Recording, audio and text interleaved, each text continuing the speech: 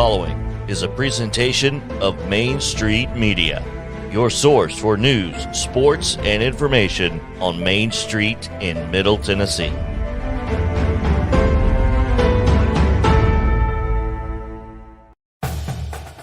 Main Street Media, live from SEC Media Days in Atlanta, is presented by Shelter Insurance of Dixon and Jim Pratt and Heather Clifton. Shelter Insurance. We're your shield. We're your shelter. And in part by Bone and Joint Institute of Tennessee, Steve Jones Chrysler Dodge Jeep Ram Fiat, Jeff Eby for State Representative, Red Bird Realty, Porter Brothers HVAC LLC, Area 51 Tech Solutions, Micah Blunt State Farm Agency, Middle Tennessee Bone and Joint, Denton's The TV Store, Fast Stop Markets of Middle Tennessee, SANKEY Forklift Service and Repair, First Lending Solutions and Pam Witt, and by the Roxy 8 Theater of Dixon.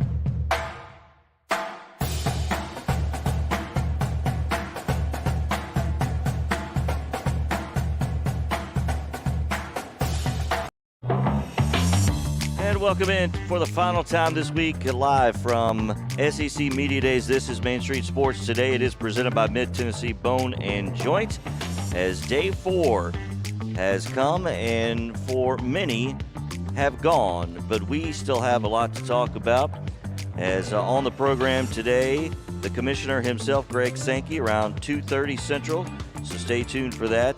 We'll be talking Auburn with NUBYJAS WILBORN in person today around 3 o'clock, and then following that we'll also be talking Tennessee, as we'll hear from Josh HEUPEL and his comments at the lectern and podium and stages and all for the electronic media earlier today. So we'll break it all down for you as day 4 commences. Over to the Hall of Famer and Sundrop kid from Alabama, the Hall of Famer in a coral and charcoal giddy up today. He wanted to have a little shade of orange, but it reminded me of a Tampa Bay Buccaneer, Chris. And blue for you, of course, but you guys had a little lunch venture as well that is donning your attire at the moment. I think I'm just going to go get a job there. What do you have? What do you have? What do you have? What do you have? I mean, you know. That's the easy part. Then it's actually recording what they want. Yeah. And it's Fast and Furious in there, isn't it? Chili cheese dog and chili cheese burger. Oh, wow. With strings and a VO. Okay. Gotta have the VO. And that's a varsity orange drink. For the uninitiated. Right. Mm-hmm. For those who are unaware. More like a high C than any other orange. Okay. It's not like a Kale loves orange soda kind of thing. No welcome to Good Burger, home of the Good Burger or anything. Home of the Good Burger. But, you know, these nice hats, they typically go this way, but over my headphones I had to kind of adjust. And it's so here we go. Probably serves the purpose a little bit. What did you do to it? It's coming apart. It came apart. It's adjustable for the size of your head. When he slid that over, though, it had a Napoleon look to it. the 3 corners? Yeah. Oh, man. It served its purpose. Yes, it did. Yes, guys, we've had a fantastic week here in Atlanta, have we not? It's been good. It's been really good. It's been fun. It's been hectic. It has been hectic. And it's been a little tiring because Eastern time, dude, this isn't something I'd want to do on a regular basis. I've been yawning all day and still am. I mean, it's like you just can't get any good sleep when you're on the road, and there's a lot that goes into that, and it's been tough. But we've made it to Thursday, and boy, have we got a great show lined up today, a fantastic show lined up tomorrow. I am very much so looking forward to that, and hope you guys are as well. Our top story, puck drop, if you will, Mo, comes from the Nashville Predators, because if we're having a puck drop, what else would it be coming from? It's pretty well going to be Predator related, yeah. David Poyle announced today the team has signed Nino Niederreiter to a 2-year, $8 million contract. The 29-year-old had 44 points in 75 games for Carolina last season, his 12th professional season. 29 years old, 12 professional seasons. You do the math. Mm-hmm. That means he's a teen phenom, right? Finished the year as the team's third leading goal scorer and had the 5th most points among forwards and 9th time surpassing the 25-point mark. You know, he's also played in Dallas, and he played with New York and Minnesota, the Islanders of New York, not the Rangers. Not the Rangers, okay. But, you know, this is a big move for the Nashville Predators. They really needed another winger. They needed a guy who could play in the top 6, and they found him. Now, a lot of people are concerned that another top 6 forward may not be in the cards because, well, let's face it, the cap is now starting to rear its head. But a lot of folks still think Nashville has some work to do in order to be competitive, but this certainly takes another step forward and shows that David Poyle is not trying to be he's not trying to sit on his hands. We're not trying the competitive rebuild. He thinks that now that Philip Forsberg has signed, that this team has an opportunity to win some games, and I got to give him credit for that, if nothing else. Well, again, I think anybody that's watched this team over the last bit, the feeling is that the window is closing on these guys. And I'm sure Paul is hearing that. Maybe Paul knows that. And he's just trying to prop it open as long as he can, I think. Well, see, here's the thing. Is the window may have been closing, but you remember, I know we've been talking about UC Soros for several years now, but last year was his first full season, okay? Secondly, Philip Forsberg just signed an 8-year deal. You still got Matt Duchene on the hook for a while.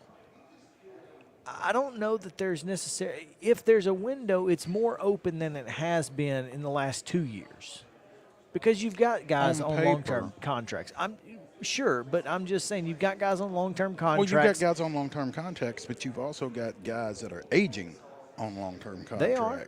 So if they can figure a way to load manage for Soros. Right, that's the biggest issue. Yeah, then maybe the window is a little bit more open. I think it's more open now than it was the last 2 years. I think it went from maybe 3 to 5 years instead, you know, and I think that's an important thing. That's important to know, is that you've now got a couple extra years to work with if you're David Poyle, and as the salary cap continues to kind of, you know, fluctuate, it gives you an opportunity, a chance. So I think that's where they are now, and this is a move again that shows that David Poyle is willing to at least try and do something to make it work. He has to. Sure. They have to. As you hear the sound of tables being closing. broken down in our proximity, yeah. Folks are ready to go home. Did you have a secondary top story? Because I think we had something we wanted to mention before we get out of here. I'm not sure it's necessary. Well, it's worth mentioning, and I don't know where else we'd mention it. yeah. How's that? Okay. MTSU defensive end Jordan Ferguson is among 114 student athletes from across all divisions of college football that was nominated to the 2022 All-State American Football Coaches Association Good Works team for his off-field work with Hands Worldwide, his official nonprofit organization. Preseason All-Conference USA first team selection this year after posting 58 total tackles, 16.5 for loss, 9 sacks, 14 hurries, 3 forced fumbles, and 2 fumble recoveries in 2021. He's nominated. There's a panel that will select a 22-member team, and an honorary coach, which will be announced in September. So, and on that panel is former MTSU signal caller and Tennessee Valley Viper, Wes Counts. Yeah.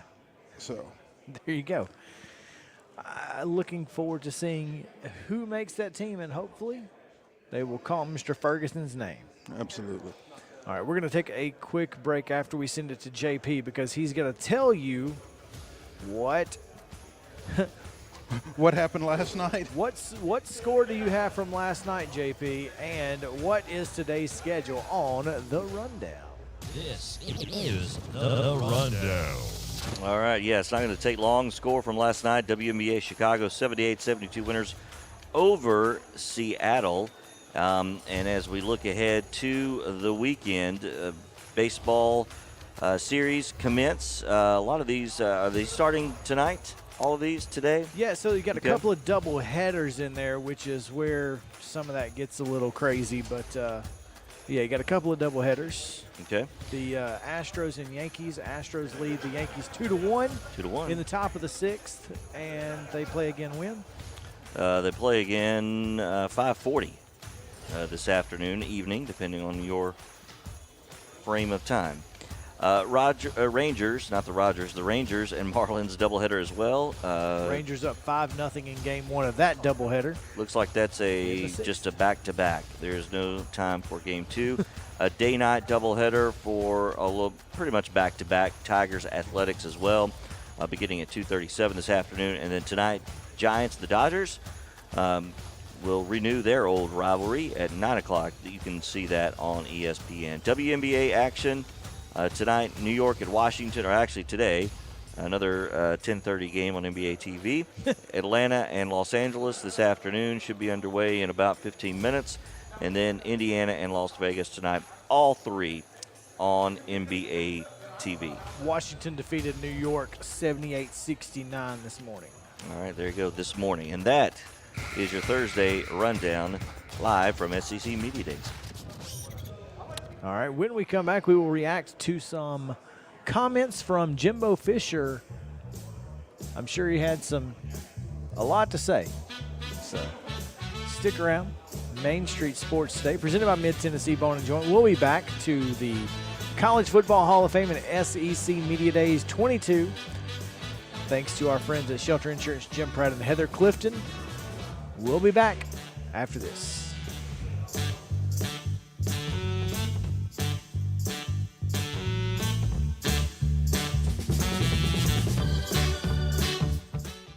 Mid-Tennessee Bone & Joint treats your orthopedic injuries and existing conditions. Our trained physicians will get you back in the game faster.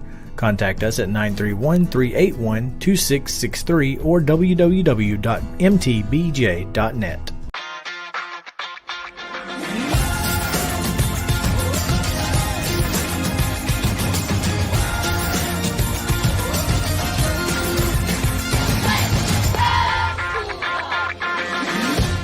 Hey folks, while we take a quick break from the show, I want to tell you about our friends over at Custom Stone Handlers in downtown Columbia. Ed Rich and his team at Custom Stone Handlers believe in leadership. And outside of the military, our greatest leader building platform is sports. Custom Stone Handlers proudly encourages young people to get in the game.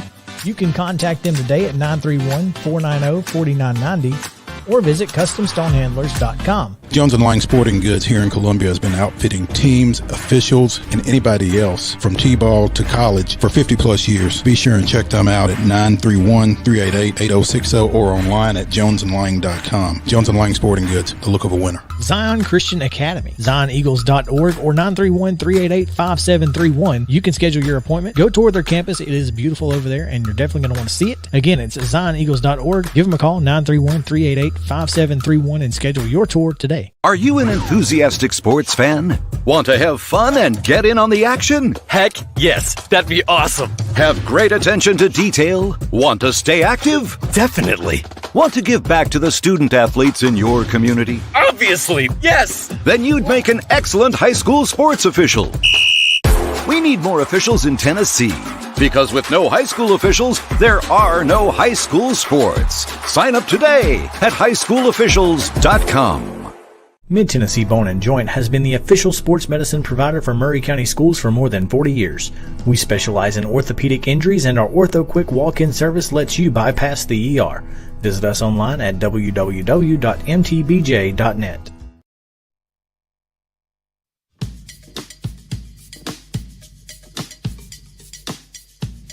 Still to come on this Thursday edition of Main Street Sports Today, presented by Mid-Tennessee Bone & Joint, live from SEC Media Days. We'll be joined by Greg Sankey coming up in about 14 minutes or so. He'll be joining us right here at the table.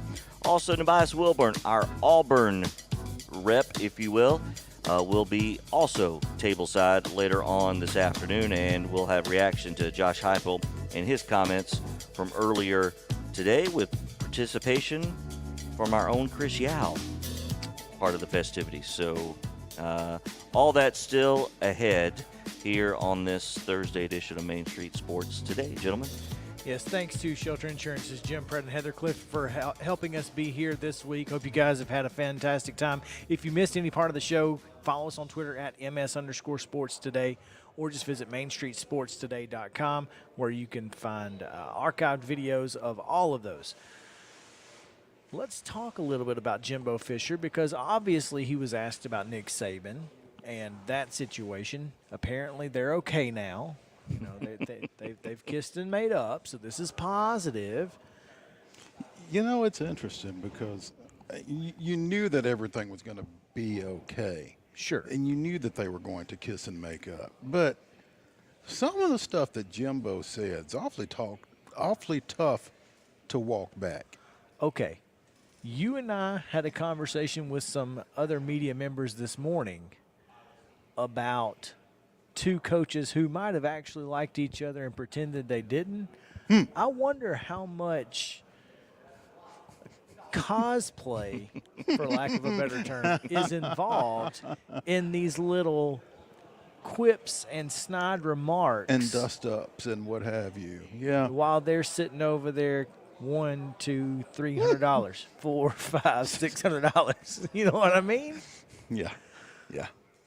That's fair. It makes for good television, and it certainly keeps things interesting, especially between the end of spring practice and the start of talking season, as everyone has said around here this week. So it's a theory. Just, you know, it's a theory. It's a theory. And we've seen plenty of those today. Yeah. I will tell you, though, beyond the Jimbo Fisher, Nick Saban dynamic of Jimbo Fisher's press conference, I found it interesting that it took until the 12th question that Jimbo Fisher fielded before the name Anais Smith came up. Now, I will say to you, I've been in some of those press conferences, and it's tough to ask tough questions. The questions that you know are going to have an impact on the person in question. You know, Jimbo, that was the last thing that Jimbo Fisher wanted to talk about today. But he knew he was going to have to. And as a journalist, you know you've got to ask. But here at SEC Media Days, it almost feels like you're just hoping the next person will. You are, and then eventually you get to a point, well, I guess it's going to be me. Ain't nobody else going to ask. I guess I'm 11 down, I guess it's my turn. There you go. There you go. Yeah, sure. You got to bite that bullet at some point. Yeah. And it's interesting the way the guy couched it. I don't know who it was that asked because they don't identify the questioners, but we've got the transcript. And it's your 5th season. I know you recruited at a high level. How do you feel about the overall strength of the program? Just how you are going into season 5? Obviously disappointed you don't have Anais here. Kid screw up. What was your reaction to that? How do you think he'll respond? So he asked like 1, 2, 3 questions in one question there, but and buried Anais at the bottom, hoping. Mm-hmm. Well, with Anais, we're getting all the evidence and the things that go on. Then we'll make a comment. We have no comment at this time, and then he goes on into the other stuff. But you know, obviously, Anais Smith is or was expected before 48 hours ago to be a key portion of the Texas A&M offense, so much so that an antsy voter for the preseason all-SEC teams, who shall go unmentioned here, JP, actually included Anais Smith. How many times? 4. 4 times. Wow. On his preseason all-SEC ballot. Yeah. What else did Jimbo Fisher have to say, JP? Quite, and so folks understand there is quite the car wash that these coaches and players go through. There is the main podium, which is below us, behind what you're seeing, Mo and Chris. There's a huge atrium there that the coaches and Sankey will introduce them. Transcripts are from that, and then there's a whole nother electronic media room where others get to ask questions and statements, and that's where we draw video from. So I'm glad you were able to get that in this, because with the video I have does not include that particular one. So, but what Jimbo does talk about, he was so far the only coach that I've seen in that room where we get video actually had an open statement, as opposed to just come down, start answering questions. So that's one note.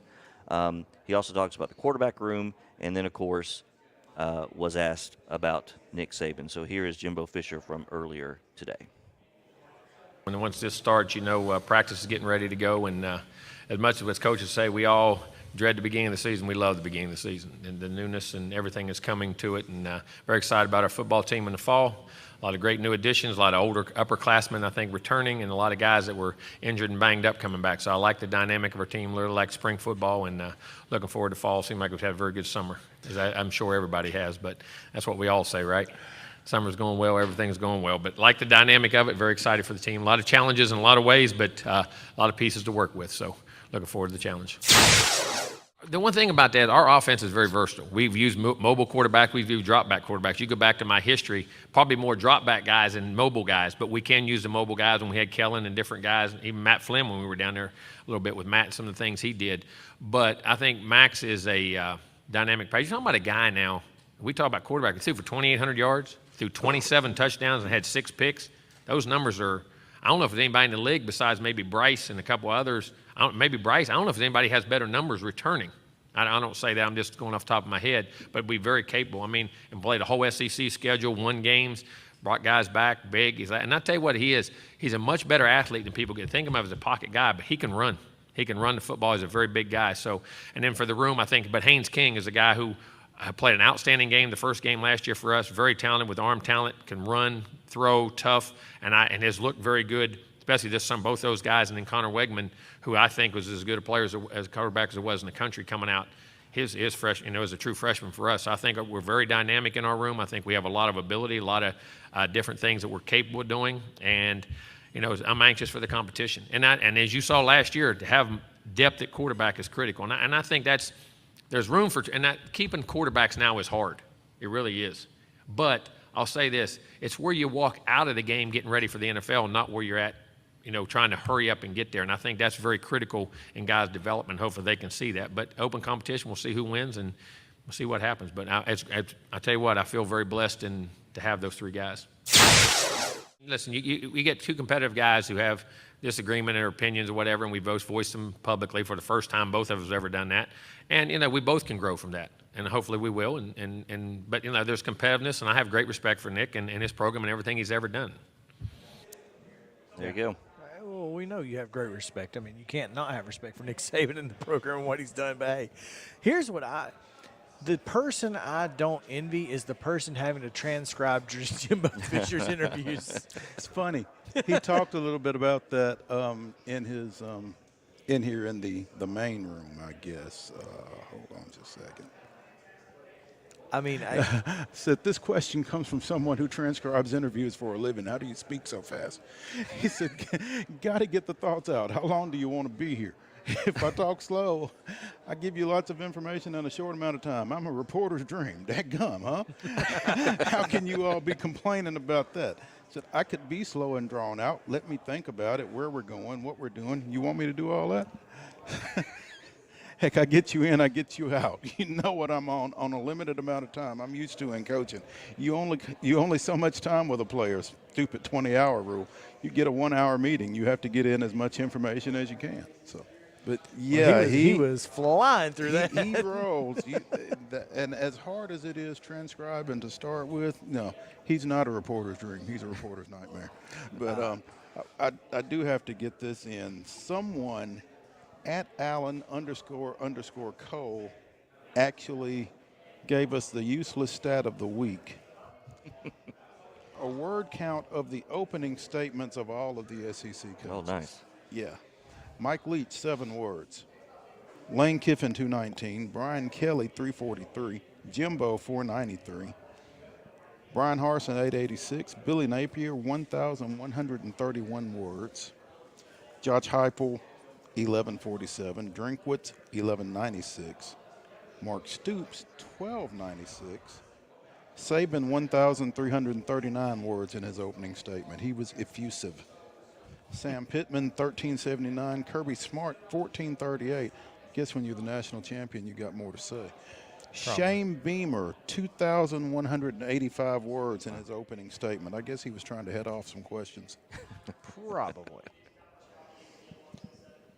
Best program in football. That's right. Had the most to say. Clark Lee, 2,340 words in his opening statement. That's a lot. That's a lot. You'd expect that from Vanderbilt, right? I think when you're Vanderbilt, you're probably not expecting many questions, so Maybe. you just figure you'll get it all out. Get it all out, yeah.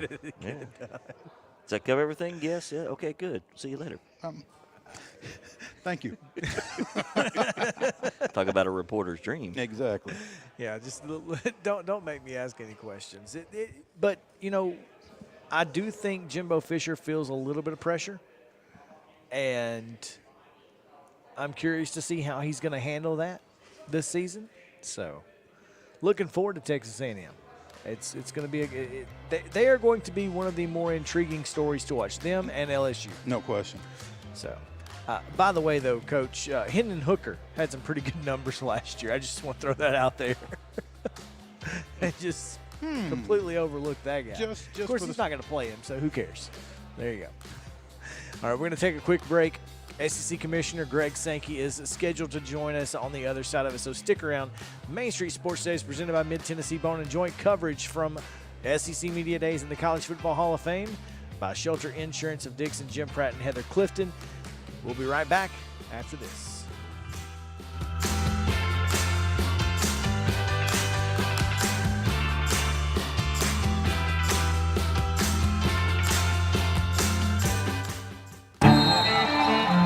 How do you measure success?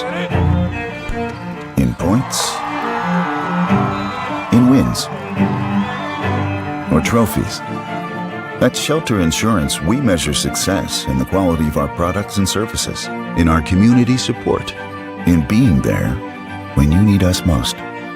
We're your shield. We're your shelter. For auto, home, life, or business insurance, see agents Jim Pratt or Heather Clifton in Dixon. At Porter Brothers LLC, we look forward to discussing your plans, resolving concerns, and making improvements to the comfort, health, and efficiency of your home. With the right system operating at its best, you save money, better enjoy the living environment, and increase the value of your investment.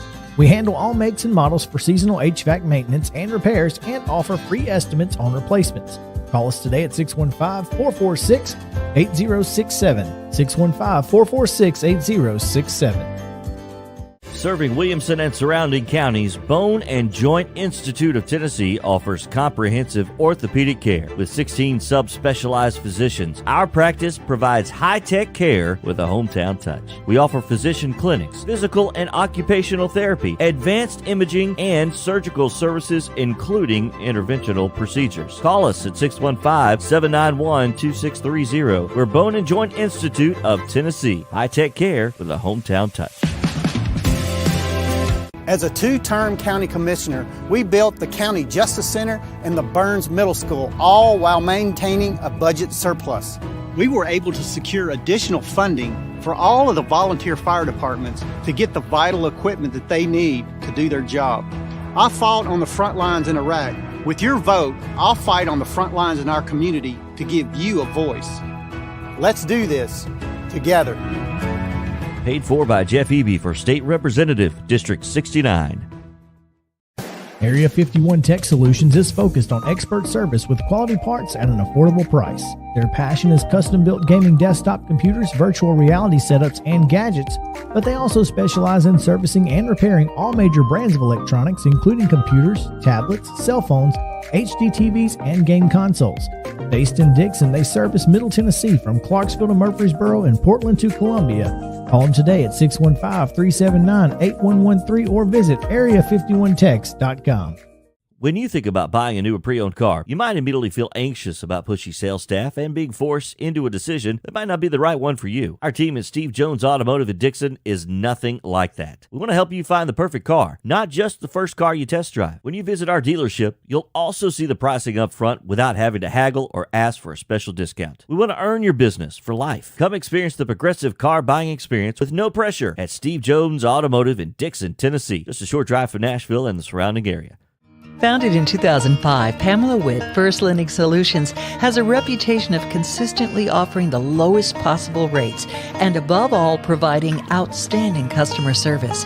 Pamela Witt First Lending Solutions takes pride in treating our clients with honesty and integrity. We provide excellent service and experience you can trust for all your mortgage needs, proudly serving all of Tennessee. Apply today. Call Pamela Witt First Lending Solutions, 858-518-1506, or online at www.firstlendingonline.com. NMLS number 314276, ID 135932.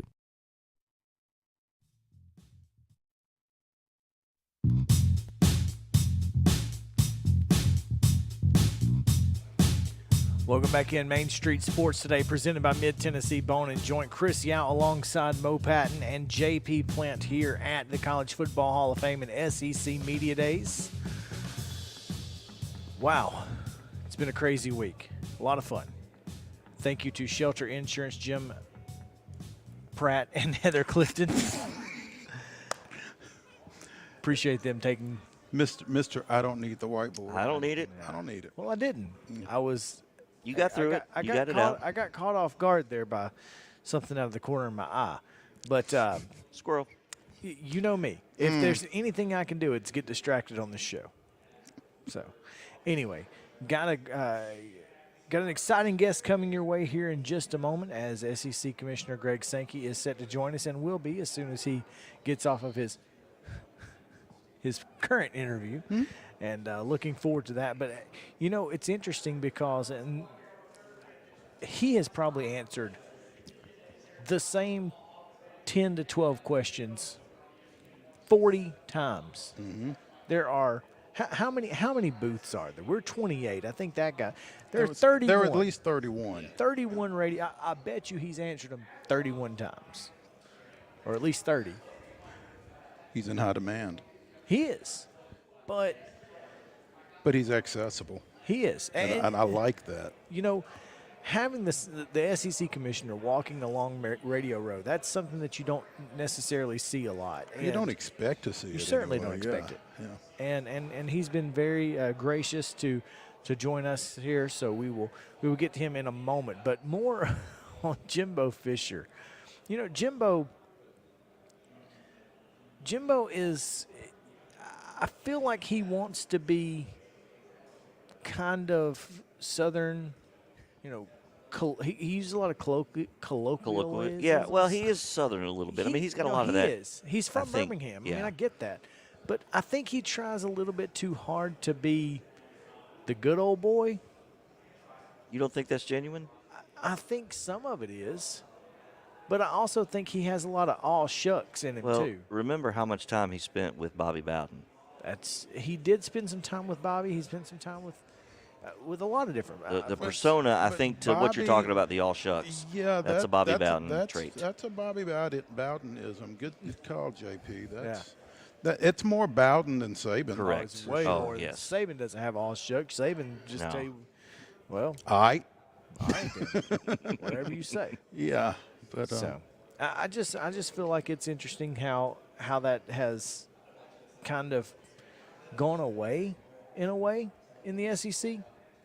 You know, you don't see a lot of guys like that anymore, and I guess it's because that, you know, conference teams have gone out of the Southeast to kind of go get some guys. You know, Kirby's, including one of the guys that was here today, Brian Harsin. Yeah, I mean, Brian Harsin, Josh Heupel, they don't fit that. I mean, obviously, Brian Kelly, Nick Saban doesn't fit that.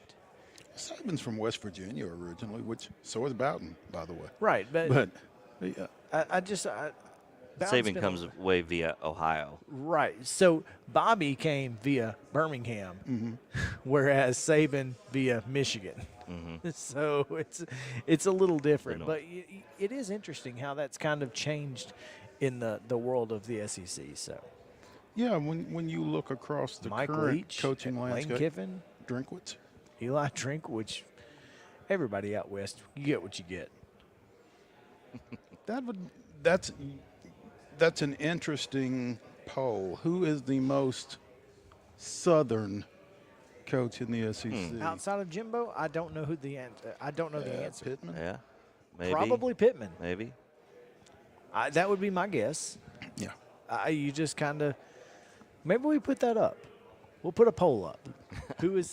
Who is the most Southern coach in the Southeastern Conference? There we go. Who's the guy you're going to invite to the barbecue? cookout? To the cookout. Yeah, not to the barbecue. No, yeah. we don't have barbecues. We in don't the have South. barbecues. We have cookouts. What we do have here now at the table is SEC Commissioner Greg Sankey. And, Commissioner, thank you for taking time to join us. I know that you have been incredibly busy. Have you gotten your steps in this week walking up and down Radio Row? Yeah, probably so. And I'm going to run silent tomorrow and let the voice recover. Yeah. I'm about 2 octaves lower than I was on Monday after all the talking. You kind of got that radio voice. I do. going. It's a good sound, I got a face Commissioner. for radio, too, I think. As do we. Yeah.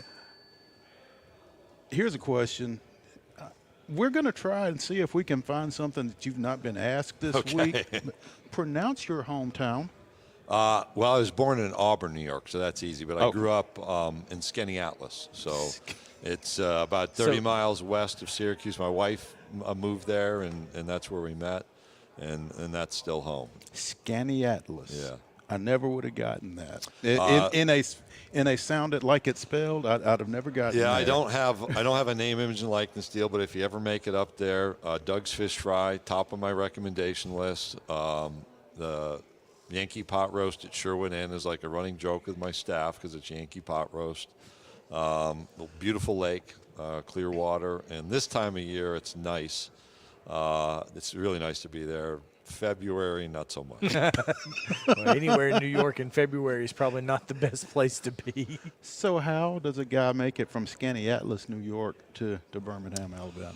You know, I graduated, my undergraduate degree was from Cortland State, which is like about 30 miles away from my hometown. And I really intended to be a teacher and a coach, high school level, hoped maybe someday you could work at the college level. And my vision was, you know, I grew up in central New York, which is rural, a lot of lakes, called the Finger Lakes region. So east to Albany, New York, the state capital, west to Buffalo, south to Binghamton. That was probably my range of vision when I was 21, 22 years old. And I started sending out resumes, and I answered a classified ad in the Syracuse newspaper for a job as intramural director at Utica College. And I'm taking the time to tell you this story because it'll explain why I'm here in some ways today. And interviewed, and lo and behold, I worked at a college right out of earning my bachelor's degree as an undergraduate. But it allowed me to go to Syracuse for my master's, and they paid for it. And it took me 2 years. I had to do an internship. And again, I just sent resumes out all over the country. I ended up in Natchitoches, Louisiana. My wife and I had been married 8 months. I made $500 a month as an intern at Northwestern State University. Like Gary Reasons had played there, if you're a New York Giants fan in the 80s. Mark Duper played for the Dolphins. Bobby Hebert had just left. Some others who went on to success, but I was in charge. I wasn't in charge of anything. I dealt with a bunch of stuff. Moved to the Southland Conference in '96, became that conference's commissioner, and that, for your region would be a colleague of the Ohio Valley Conference. Sure. But in the middle of that, I meet Mike Slive, and I'm telling him this story, and when I get to the Utica College part, he looks at me because he was born and raised in Utica, New York. And we served on some committees together. We became friends. And then I had called him because I was a candidate to replace him at Conference USA, and I asked, like, where's the search? And he said, I don't know, but I have a job here. Would you think about it? And went through about a month of consideration and left Dallas, a commissioner's job, big title, smaller conference, to come to a big conference with a smaller title. And I had a number of opportunities to leave, and always felt an attachment to the work in the SEC, and went through a search in 2015 and was in Nashville, was where the decision was made to select me as the conference's 8th commissioner, and it has been a whirlwind since. Roy Kramer, Mike Slive, Greg Sankey. It's not a bad run. Well, I sat, when I was a young commissioner, in a room with Mike Slive and Roy Kramer, and to be even identified with the two of them is one of the greatest honors I can imagine. You know, I worked with Mike for 13 years. We lost him a few years ago to cancer, and the lessons I learned from him continue in me today, and I still call Roy. Roy was a giant to me. I can remember the first time I traveled to Birmingham and had the opportunity to meet with Roy in the office I now occupy, and the ability to be in that office and the significance of the role was not lost on me, because I walked in there never imagining I'd be back every day to work. And I remember one day, probably about 2004, Mike had me sit in his chair and type an email rather than tell him to type it, because it was much faster. And I remember thinking, you know, I'm sitting in the chair of the Southeastern Conference Commissioner. I worked there, he's a friend, but still the impact of the position was not lost on me because of those two great leaders. You have taken a lot of pride in your introductions to these coaches. You know, you are giving little fun facts, as we like to call them, about these coaches. Why is that important to you? Does that help maybe media humanize the coach, or that something like that? Why is it important for you to do that? People came, my staff came to me, I think in 2016 or 2017, and said, you know what, rather than have somebody like Kevin Trainor's a great guy, provide the introduction, you should make the introduction. We'd seen Roger Goodell make draft pick announcement, and they said, you know what, that would give you a connection to the coach, and a connection in the room throughout the week. And so we started with things that were typed out, like wins and losses, bowl records, how long they'd been a head coach. And then I just asked, can we find something else that would help me? But more to your point, I've gotten to know the coaches. So if you were to ask me what's my favorite thing, it's the people. What's the worst thing? It can be the people too. So there's, sure. But I get to know our coaches who are on the sidelines or on TV or on podiums. I get to know them as real people. And you know, Jimbo was our 14th coach, and he and I, he was at dinner with his wife, and my wife and I were walking to dinner, and we'd gone through all of this kind of noise, had a really good first day of coaches meeting conversation, and I just asked him about his son, who's battling a form of anemia, and he just went on for about 10 minutes about the research that his foundation is supporting, and the advances being made. And it's really remarkable, and that's a human story. You know, Kirby Smart's wife ran a 5K with me up in Indianapolis to support education. You know, Mike Leach and I were talking about who in the world invented neckties. And, you know, Mike was fairly critical of the inventor of the necktie, and I said, well, at least we don't have to wear powdered wigs to these things and knickers. So we got to have a laugh, but one of the benefits is getting to know them as humans, and wanting to present a little bit of the relational, personal side is actually the intent that we've grown into in those introductions. Who comes up with those tidbits? Is your staff doing that? Yeah, Are you doing that yourself? No, our community. Well, it's a combination. So I just actually discarded my Josh and Jimbo notes, and so there'll be about 6 or 8 notes that are typed up for me. And then both of those had handwritten notes from me. So I knew Josh had been a finalist for the Heisman Trophy, had led Oklahoma to a national championship. And as we were talking in advance, I was reminded, and I voted for him, so I'll disclose this, for the College Football Hall of Fame. So he's a nominee for the College Football Hall of Fame as a player. Mm-hmm. And we're in the College Football Hall of Fame. And so that was one of my notes. And then I put a little bit about Jimbo and what he communicated about the specifics of his son's visit to University of Minnesota Hospital, and and somebody said that day. And so there's a combination of what's prepared for me and then what I know, and usually that's done just from memory on the fly. So the note about Brian Harsin working on his Mustang, was that you or was that somebody else? That was in there, and then we went further, and because I had a 1976 Ford Mustang, which was a Mustang 2 in the day. He's working on a 1969 Mustang Mach 1, Mach 2, whatever the label was, and is doing a whole rebuild.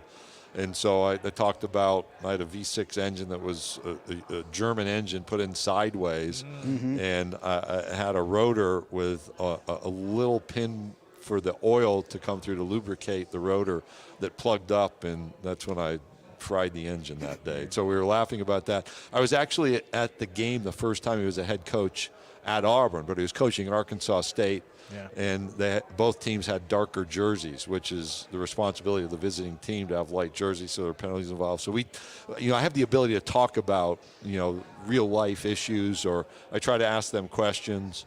With Josh Heupel, one of the fascinating things to me was to watch the speed of the team at the Bowling Green game offensively to open. Danny White and I had a conversation about the offense. It was like 10 seconds into the play clock, there's a snap. And he said when it works well, it's 7 or 8 seconds. And in Tuscaloosa, it was happening at 7 or 8 seconds. And I was just asking a little bit about how you grow people into that. Fast forward, I'm walking around, Mr. Hooker's walking down the radio row. And I asked him, I said, did you play that way in high school or before you arrived at Tennessee with Josh? And he said, no. And I said, well, help me understand how you've had to adapt to the speed of that offense and the thought that goes on. It's just a fascinating interpersonal conversation. And as I say, I get to know people in a different way. All right, so here's the thing. You mentioned Mike Leach and the neckties. Now, we understand that he doesn't share his Netflix recommendations with you. So do you care to share your recommendations with us so you can be a little bit cooler than Mike Leach? I haven't watched anything on Netflix. Because ever. He hasn't told you. Well, so that was on the list. And then afterwards, you're like, I don't watch it that much. I'm like, well, that blew that deal. I've probably watched more Disney Plus stuff, like The Mandalorian. I was hooked on The Mandalorian. Then it went away, and it's something else. I will tell you what I watch. So Discovery Channel is high on the list. Anything out of Alaska. So Deadliest Catch is like a must. And the gold shows out of Alaska. So Gold Rush, Alaska, and like Bering Sea gold, particularly in the wintertime when people are diving under the ice with a vacuum cleaner basically to suck dirt off the Bering Sea floor to see if there's gold in it. I'll watch that stuff all the time. I mean, that right there is good stuff. Discovery Plus is his streamer. That's his choice. jam. Yeah. If I can make one Netflix recommendation to you, All American. Just check it out. Okay. Like people have said, you need to watch Ted Lasso. You need to watch Ted Lasso, and I've not watched Ted Lasso. It feels like, watching sports shows when you deal with sports all day might be a little a little much. That's a good point. That's understandable. No, but Commissioner Greg Sankey joining us here on Main Street Sports today. Did we succeed in asking you questions you have not answered yet? Yeah, this is fun. You can see that my face is smiling. Well, we figured you probably answered the same, 5 or 6 questions about realignment and all of that all week long. So we wanted to make sure that you got a little bit something refreshing here at the end of SEC Media Days, but you guys have put on a phenomenal event. The College Football Hall of Fame has been a great host, obviously, and we are excited because we're in Nashville, so we're excited to see you next year in our hometown. Yeah, that's our plan. It's not, if you will, normal or common for conferences to take their media days on the road. In other words, it just doesn't happen. And we had the concept of doing so back in 2016. We came here in 2018. We had Radio Row off in the hotel, so to be part of the dynamic, the history of football all around us. We have a sign with the Texas OU game, which is like a foreshadowing of our future, just to my left. To see the football field, goalposts, and our big media room, that's just a neat atmosphere that doesn't exist anyplace else. And, how can we take advantage of what's present in Nashville? Obviously, the music scene. could be special. We've got some work to do, so hopefully we'll finalize an approach there and can make an announcement. But in some ways, the possibilities are almost limitless. And we want to involve our major markets, and we want to give people a chance to maybe touch us and feel us in a different way. And Nashville's really important. We look forward to, I was texting Sean Henry this morning. Predators have been great hosts for our basketball events. Our men's tournament will be there for the next decade. And really look forward to being there in March. And I think our plan is to be there next July as well. Hey, media days in a city that actually has an SEC team. That'll be different. It'll be different. That will be That's different. all right. But, Commissioner, thank you so much. This has been fantastic, and you have been fantastic and gracious. And we appreciate your time and for this incredible event. You guys do a phenomenal job. Thank you. Thanks for being here. Thanks for being part of the SEC. Thank you. We're going to take a quick break here on Main Street Sports Today, presented by Mid-Tennessee Bone and Joint. When we come back, we've got baseball talk. That's weird, right? So we come back to the College Football Hall of Fame and SEC Media Days. Thanks to Shelter Insurance, Jim Pratt and Heather Clifton out in Dixon taking care of you. Of course, we'll be back after this.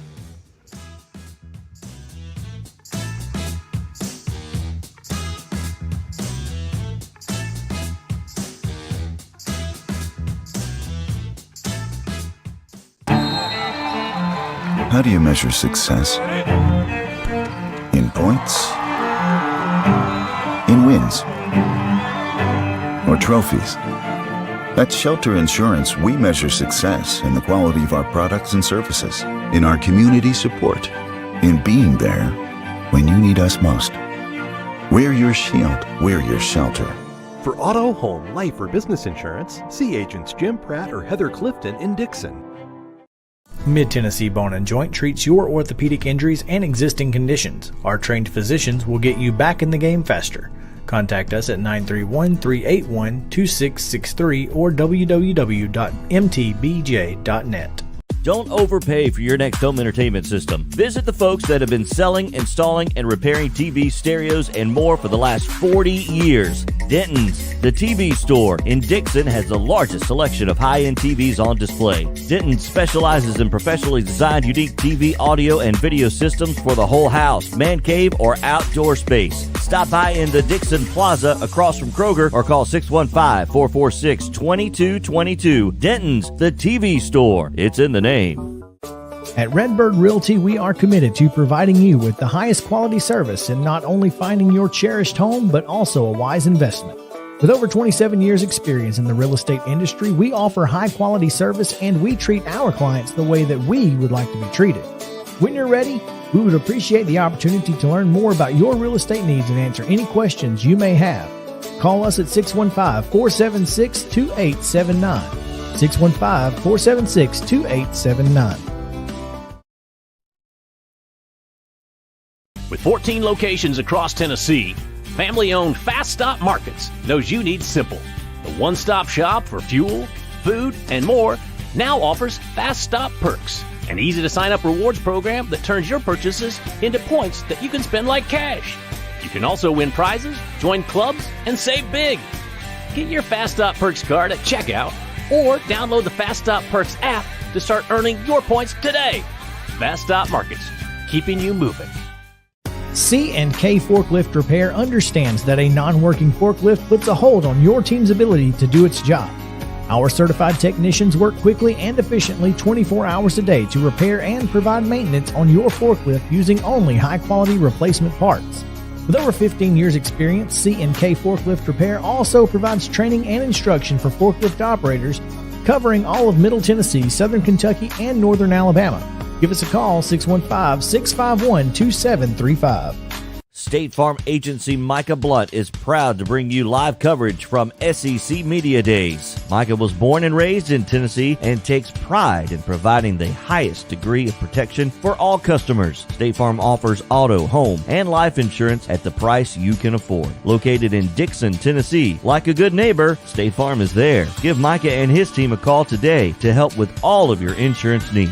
Serving all of Tennessee, call 615-229-2999. That's 615-229-2999.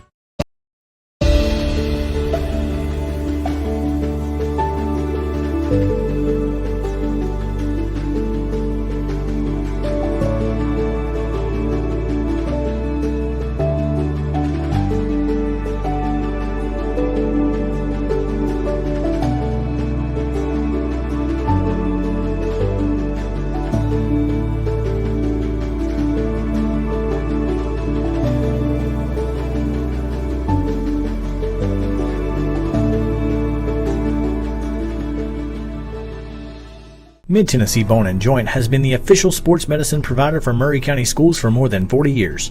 We specialize in orthopedic injuries, and our Ortho Quick walk-in service lets you bypass the ER.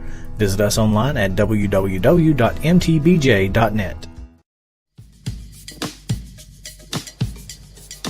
Welcome back in Main Street Sports today, presented by Mid-Tennessee Bone and Joint, coming to you from the College Football Hall of Fame and SEC Media Day 22 as it's over, basically. The only ones left are those of us working. The only ones left are those of us who weren't smart enough to figure out how to get leave out earlier. sooner. Yes. That's exactly what it is. Oh, man. Hey, man, go ahead and put your headset on. We got NUBYJAS WILBORN is here with us, and will join us to talk a little Auburn. But I don't know how much baseball he knows, but he can hop in here. We got you going to be all right in the baseball segment, huh? Yeah, I'll be all right. I might know a thing or two. He'll be all right. Oh, man. Well, hopefully he won't make us look bad. We appreciate Shelter Insurance, Jim Pratt, Heather Clifton for their support making this happen, as well as our other sponsors, several other sponsors. And, of course, you've seen them in our network breaks and our local commercials. So make sure to go by and say thank you to those sponsors who allowed us to be here on site at SEC Media Days. We are going to take a little break here in the middle of the show and talk a little baseball, as a couple of things. One, I'm checking out this story on ESPN. That's basically asking, well, I mean, it's mostly passing, so we'll take that. Who can catch the Yankees, right? This is my favorite thing I've seen. So they asked the question why they could take down the Yankees, why they might not take down the Yankees. Well, we get down to the New York Mets, why they might not. Well, they're the Mets. That's the entire answer. I mean, but did he lie, though? I mean, where's the lie? Point to the lie. I mean, it's what they say, right? Point to the lie. I mean, listen, it's not no lie. Until the Mets don't Met. And here's the thing, right? In reality, we all know that what happened previously doesn't really matter this year. Logically, we know that. But, however, we also live in a world where we've seen the Mets met. Remember when they got into that big lead to start on the Atlanta Braves? And I was like, oh, it's over, it's over. Is it over? It's not over. I don't think it's over. Now, that being said, listen, we'll see what happens with their pitchers getting back healthy. We'll see what happens, how that goes over the next little bit. They do have a couple guys out. So do the Braves. So do the Braves. So do the Braves. Right. But Mike the Mets Soroka, are the Mets. Ozzie Albies. Yeah. Still coming back. Yeah. And you've got Spencer Strider and guys like Kyle Wright, who have been phenomenal this year and didn't even pitch in the postseason last year. Right. That's essentially what he said. He said, look, the Braves can do it because they're the defending champs and they're better than they were last year. And nobody seems to remember the first thing, and nobody wants to acknowledge the second thing. So, and I will tell you that before NUBYJAS left the Atlanta area to go cover Penn State a couple of years ago, he was doing a lot of Braves coverage. So we kind of got a ringer here. I covered the Pittsburgh Pirates for a little bit too. That's right. Well, it's a little different. Well, I mean, but then you could argue, are the Pittsburgh Pirates professional baseball? There's the question. Just kidding.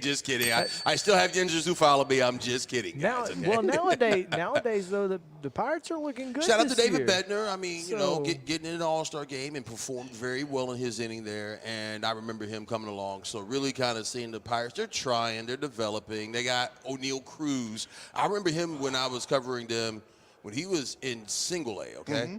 And the Pirates clubhouse in Bradenton. And they train in this very old stadium down there in Florida. And so the ceilings aren't very tall because it's made for baseball players, okay? All right? I mean, baseball players other than Randy Johnson typically aren't very much over 6 foot. In comes O'Neal Cruz, okay? At 6'7". And and he's got the hair, so he has to ducking down to get through. And he's also very skinny and lanky at this time. And I'm like, okay, all right, who is this guy? Okay? And then you go out and watch him go on the backfields and watch him hit. Oh, okay. And then they're like, no. Watch him in the field. I'm like, okay, I'm thinking he's going to be an outfielder, maybe first baseman, maybe third, Shortstop. Shortstop. Or as they call him, the tall stop. The tall stop. That's fair. Yes, to see that guy who had holes in his swing then when I first saw him and had some issues, but he had the range as a fielder. You could see it. You're like, okay, eventually they're going to convert him, right? Eventually they're going to convert him because they had this guy, Cole Tucker, who was a really hot shortstop. They had a couple different prospects who were ahead of him, and you think Cole Tucker's going to be this star. Now, Cole Tucker is a star in other areas if you know who his wife is, okay? There's that. So I'm saying, hey, listen, he's a star at the bank and a star when it comes to that part. Gotcha. But O'Neal Cruz, to see what he's doing, to see where they are, and they are trying to develop. We'll see what happens under Derek Shelton with them. But let's talk about real baseball, like actual teams that matter. Back to your thing. The Atlanta Braves. So there was a prediction, a bold take on MLB TV that mentioned somehow the Atlanta Braves trading for Shohei Ohtani. I don't see that happening. But if they could, would it make them immediate front runners in the NL East and the Mets would then be chasing the Braves? When you add another arm to what the Braves have already got going on, I think it makes them even more dangerous just because maybe you don't have to run Charlie Morton out there every fifth day or whoever else it is. And you don't have to play Marcell Ozuna anywhere. I don't quite know how he fits into the offensive scheme. I mean, surely you have to find a place for his bat. Ohtani? Oh, yeah, you're going to find a way. But now let me ask you this. Now, obviously in the American League, they have the DH, obviously. Well, in the National League, you don't. But no, you do. Oh, it's right. Yeah. No, my bad. I'm saying even with the DH now. But you've got options, I guess. That's the thing is you can either DH him, you can play him in the outfield. Or think about it. Now when he pitches, do you even worry about a DH for that game? Do you go old school, let him hit? I mean, I'm just saying you go old school. Old school as in like the year before. Last year. Last year. Old school as in last year. Yeah. I don't know. It opens up a lot of opportunities. I'm interested to see what happens over the next few days as the Atlanta Braves host the Angels this weekend. So maybe Ohtani just stays. Exactly. There you go. Yeah. This date in Braves history, on July 21st, 1973, Philadelphia dealt the host Braves an 8-4 defeat, but Hank Aaron's two-run home run in the third inning off Philly starter Ken Brett was the 700th of his career. Aaron became just the second player to reach that milestone following Babe Ruth. So, big day in spite of the loss. Big day. Well, the Braves hit some homers and they lost. That is the entire 70s and 80s, folks. Yeah, well, there you go. They hit a lot of homers and they lost. Yeah. The Angels are the Braves. The Angels today are the Braves of the 70s. That is, I mean, that's just what it is. Jesus, that's a wow. It's spot on. Tell me I'm wrong. Point to the lie. I can't because, I mean. Mike Trout, Shohei Ohtani. Yeah, no, I get it. Angels lose 6-3. Yeah. There we go. Let's take a break. When we come back, NUBYJAS will stay here, and we'll talk Auburn football. It's the top of the hour here on Main Street Sports Today, presented by Mid-Tennessee Bone & Joint. Back to the College Football Hall of Fame after this.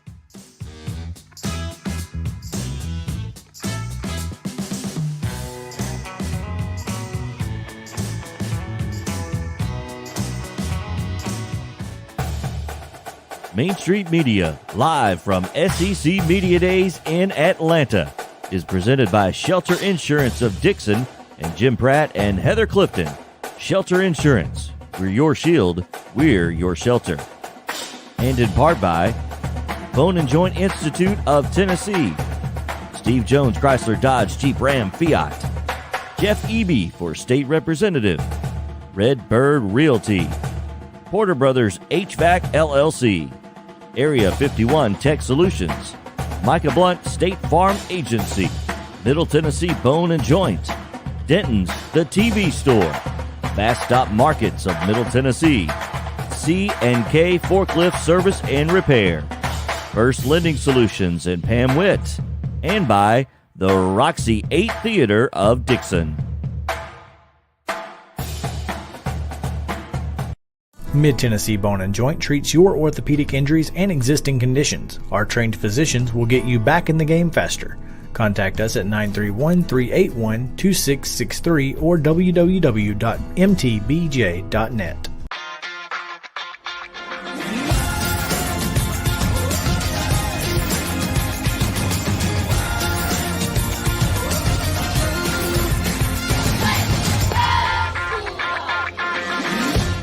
Hey folks, while we take a quick break from the show, I want to tell you about our friends over at Custom Stone Handlers in downtown Columbia. Ed Rich and his team at Custom Stone Handlers believe in leadership. And outside of the military, our greatest leader building platform is sports. Custom Stone Handlers proudly encourages young people to get in the game.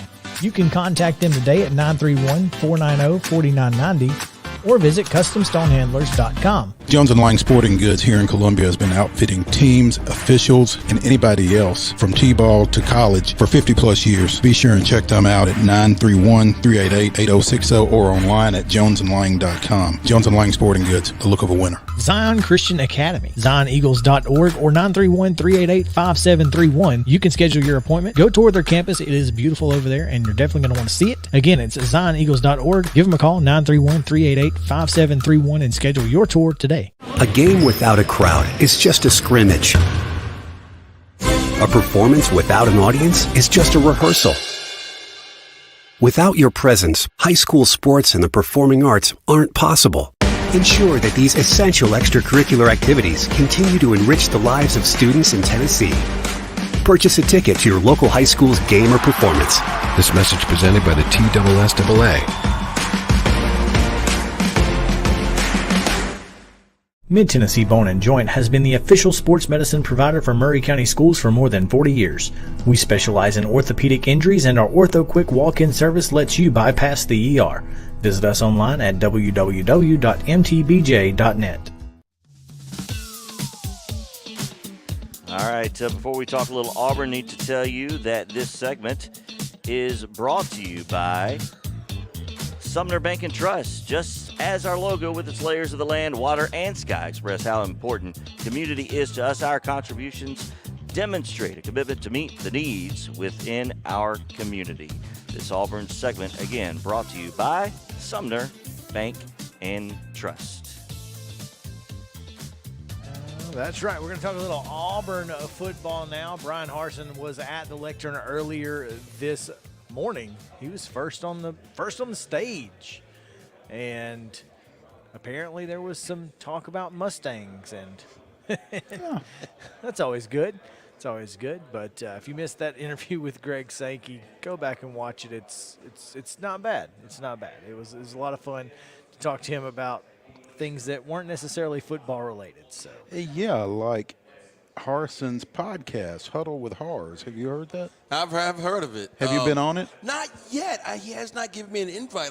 I meant to ask him today, and I was going to ask him why he was up there just to kind of mess with him a little bit. Hey, when can I come on the Huddle with Hars podcast? Is there some NIL money possibly tied in? Right? Hey, I'm just saying, man, listen, we got to make it happen out here. One of the top-rated podcasts on Apple, according to Greg Sankey, with a 4.9 out of 5. So, I mean, I will say this. I've listened to it because, I mean, obviously you cover the team. You have to at least check it out because, you know, they say things. Right. They say things. They say things. You never know what those things could be that could actually lead to something that needs to be reported or written on, or just something interesting for fans. Right. Now, that being said, his podcast is a little long sometimes. Shockingly, if you've ever heard him do a press conference, he gets a little. Where did he end up on the list today? Today I thought he was like 886. Yeah, he was kind of short. He was today. short. Yeah. 886. On the in his opening statement, someone counted up the word count for all 14 coaches in their opening statements. Wow. Okay, Harsin was down towards the bottom. I'm actually kind of impressed. But keep in mind though, by that point. He talked to us at 8 a.m. Eastern time. I know you guys are doing this on Central time, but obviously I live in Central time in Auburn. But he met with the local writers in a suite for about 30-plus minutes at 8. Gotcha. Then from there he went and did some TV, then that, and then had like the whole, you know how the car wash. You guys had already talked warmed to him up. Yeah, we already got some stuff, and it was pretty cool. So, you know, first of all, shout out to Auburn for doing that, for making sure we got some time with the local writers, got some time with the. That is pretty cool. It is. It's a blessing. So, I mean, I appreciate him for that. Sometimes Auburn can be hard to cover, but for that, they did good by us. So they looked out for y'all. They looked out for us. I like appreciate that. Some other folks can probably take a few notes on looking out for your local folks. Well, you know. Oh, work in progress. Yeah. Everywhere. NUBYJAS WILBORN of AL.com joining us here on Main Street Sports today, presented by Mid-Tennessee Bone and Joint. For a second segment, actually. Nice baseball stuff as well. Appreciate that. But quarterback, I mean, obviously that's the thing with every program that you look at. Either they've got one or they don't. What are y'all looking at down there with Calzada and TJ Finley and Robbie Ashford, the Oregon transfer, who's from Hoover at Birmingham. So a guy went to Hoover. Now, how he got out of Hoover in the first place at Oregon, I don't know. But with the transfer portal, you can come back home. Clearly. Yeah. So how much of a and factor? Holden Grenier, the freshman, by the way. Now how much of a factor is the Oregon transfer, or is it just Calzada and Finley, or is it just Calzada? Well, listen, I think Calzada will win the job, okay? Assuming he's healthy. Remember, he had the shoulder injury, and shout out to you guys with the back and spine, you know what I'm saying, sponsorship. So you guys get all up in there with the injuries, right? But seriously, if he's healthy, he probably wins the job. That being said, TJ Finley will get every opportunity. Finley's a wonderful young man, okay? And I mean that like, I'm not. Sews his own clothes, right? Hey, I ain't gonna go that far. He drives a much nicer car for that. You know, he's got NIL money, baby. He sold his own clothes. But he is a very nice young man from a really good family who works hard, and I just don't think that he's the right fit for the Auburn offense. Okay, and that's. I mean, he's not getting paid, so I have to be careful how I talk about it. That being said, even NIL money ain't paid. Okay? Right, sure. So I try to be careful with that, but I don't think he's going to be the guy. That being said, if you listen to Harsin, one of the things he kind of hinted at was when he said, well, there may be a package for one of the quarterbacks. Sure. He's talking about Robbie Ashford there, okay? Saying it without saying it. So it probably will be Calzada as a starter with a little package kind of switch up the kind of situation with Robbie Ashford, because Robbie Ashford's fast, man.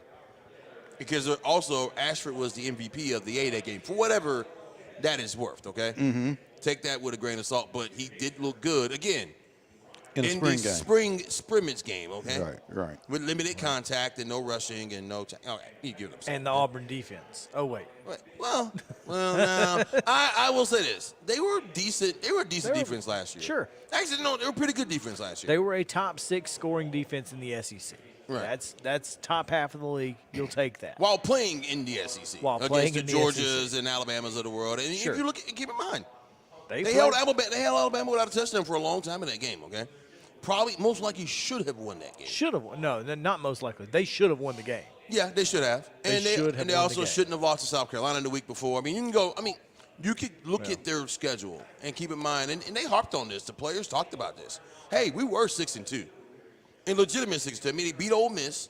And should have been 7-2. Right. Well, yeah, because what was that after? Mississippi State should not have been a loss. Yeah, absolutely. Absolutely. Well, no. Well, by the Mississippi State, that would have been their third loss, because remember they lost to Texas A&M before that. But keep in mind, they held Texas A&M without a touchdown. Yeah. Who ollied up starting quarterback for that day? Zach Calzada. Right? So it's all funny in how this world goes, which was a question Jimbo Fisher got asked by Philip Marshall, who also covers Auburn, who out enough Marshall covered Jimbo way back when Jimbo was an assistant coach. Philip Marshall has covered everybody, man, in this conference. Yeah, he covers a lot of things too, you know. So that guy, but respectfully, but seriously, we are in a different world in college football, because you look at it. South Carolina has Oklahoma's quarterback. You know, you look at Auburn having quarterbacks from LSU and Texas A&M. Right, you look at A&M having quarterbacks from wherever they got them, LSU. And so it is a very different world with the portal and NIL. That being said, we'll see what Auburn. I mean, it could go a lot of ways, man. It really could. It could go, but that's Auburn almost all the time. They could go. That's just Auburn. They have a very high ceiling, a very low floor, and it could be anywhere in between. As someone said to us yesterday, you never know when Auburn's going to Auburn. Auburn can Auburn, baby. They can Auburn. Just like the Mets can Met, Auburn can Auburn. But see, but the thing, what I will say is at least Auburn has won a championship in a much shorter time than the Mets. I mean, but and Auburn sometimes can be good. Auburn could be, you get Cam Newton. Auburn could be Bo Jackson comes to campus and changes the entire landscape of Eastern Alabama, literally. You know what I'm saying? You get Pat Dye as a coach, even though he's your fourth choice that time, right? Sure. But you make it work with Dye, and then you become what you become. Or you end up on probation. Or you could have Terry Bowden, which wasn't his fault. Yeah, which really wasn't. Or you could have Tommy Tuberville as your coach, and then you go up to Louisville and interview Bobby Petrino. Wow. Which is exactly what Tommy Tuberville is your coach. Which is what they're doing right now. In preparing for the last year. Iron Bowl. Well, allegedly they didn't interview anybody. We hadn't found out about it yet, but allegedly. Yeah. Allegedly. Bobby Louder and guys with big yellow hats. Yeah. Keep away from those two folks. Oh, goodness gracious. Hey. Yes. Does it concern anybody? I mean, I know Harsin has just distanced himself from everything last year, but new offensive and defensive coordinators coming off of your first season, I mean, is that instability? Is that a concern for anybody? Would you have brought Mike Bobo back for a second year? No. I mean, I'm just asking the question. Like, seriously. Like, I wouldn't have brought Mike Bobo in for a first year, though. That's the difference between me and but also that's a whole nother thing. You try to get somebody familiar with the conference. Sure. And it didn't work. And you go back to, there was one play in particular, the South Carolina game. You're 4th and 1. More like 4th and inches. All right? Ball on the 35. You have T.J. Finley, okay? Big 6'5", 280-something pound. However, whatever size he is, he's a big old house, okay? Mm-hmm. Oh, and you have a guy, running back named Tank. A guy named Tank. That's enough. Yeah, that should be enough. There's a hint in there. Yeah. And what do you think the play was? It's a pass. It was. An incomplete pass that looked terrible because you had a quarterback who hadn't even started to – okay, anyway. But I'm just saying, at that point, that play is what got Mike Bobo fired, okay? Sure. Okay, so that explains Mike Bobo. Explain the other guy. Well, Derek Mason now.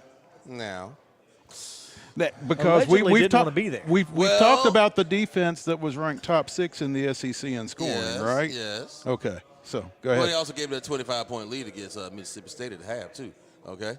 They're 28-3 lead, all right? So I'm just saying there's also that part of it. And that's – now I will say this. I think Derek Mason was a good defensive coordinator. Brian Harsin did want him to come back. However, there was a period there where he told the team, he told Brian Harsin, athletic director Alan Green, and the team, and I've talked to several people about this, okay, that he had COVID earlier during the year. He was tired. He was older, and he wanted to take a year off and sit down. He said he was leaving because he did not have the energy to be the type of defensive coordinator that Auburn deserved. That is what he told several people at Auburn. I'm talking about, and he literally went and addressed the players. Mm-hmm. And I've talked to players who were in the room. I've talked to players' mamas, okay? Listen, mama ain't finna lie to you now, okay? In his defense, he can do that at Oklahoma State.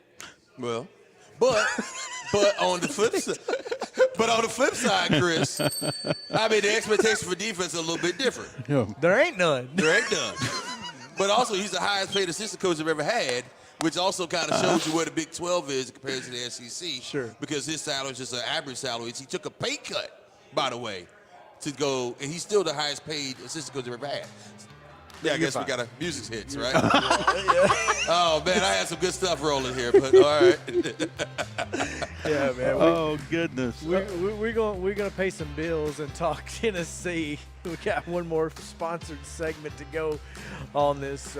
Guys, I think. But you got to hear this tagline. I think Sumner Bank and Trust got the most bang for their buck with NUBYJAS helping out our segment, sponsoring Auburn for our time here this week. And where some have branches, we have roots.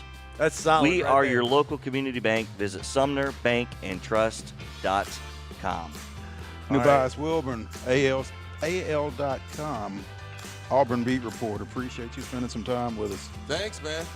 Always a pleasure. Always a pleasure. We're going to take a break, pay some bills. We'll be back after this on Main Street Sports Today, presented by Mid-Tennessee Bone and Joint, the College Football Hall of Fame, SEC Media Days coverage. Thanks to Shelter Insurance, Jim Pratt and Heather Clifton. Back after this.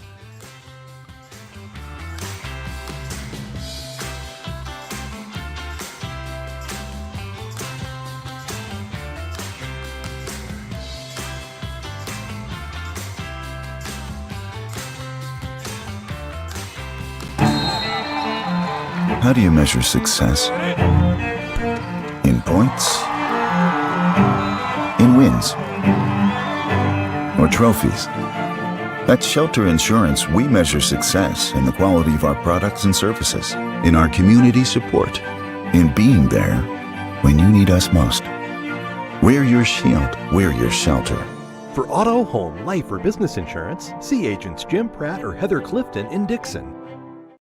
At Porter Brothers LLC, we look forward to discussing your plans, resolving concerns, and making improvements to the comfort, health, and efficiency of your home.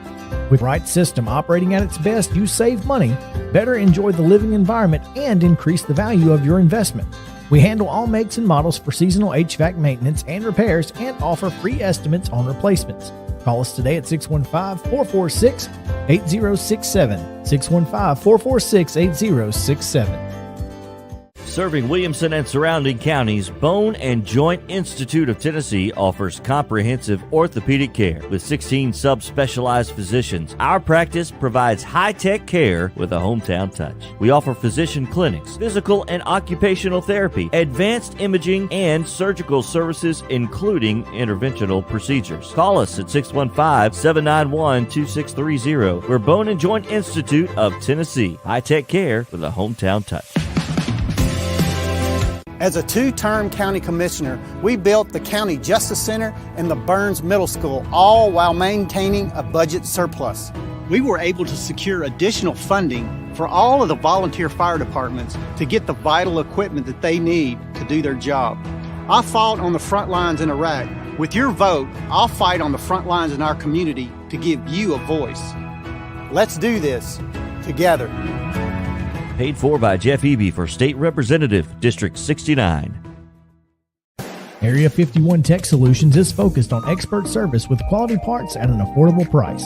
Their passion is custom-built gaming desktop computers, virtual reality setups, and gadgets, but they also specialize in servicing and repairing all major brands of electronics, including computers, tablets, cell phones, HD TVs, and game consoles. Based in Dixon, they service Middle Tennessee from Clarksville to Murfreesboro and Portland to Columbia. Call them today at 615-379-8113 or visit area51techs.com. When you think about buying a new or pre-owned car, you might immediately feel anxious about pushy sales staff and being forced into a decision that might not be the right one for you. Our team at Steve Jones Automotive in Dixon is nothing like that. We want to help you find the perfect car, not just the first car you test drive. When you visit our dealership, you'll also see the pricing up front without having to haggle or ask for a special discount. We want to earn your business for life. Come experience the progressive car buying experience with no pressure at Steve Jones Automotive in Dixon, Tennessee. Just a short drive from Nashville and the surrounding area. Founded in 2005, Pamela Witt First Lending Solutions has a reputation of consistently offering the lowest possible rates and, above all, providing outstanding customer service.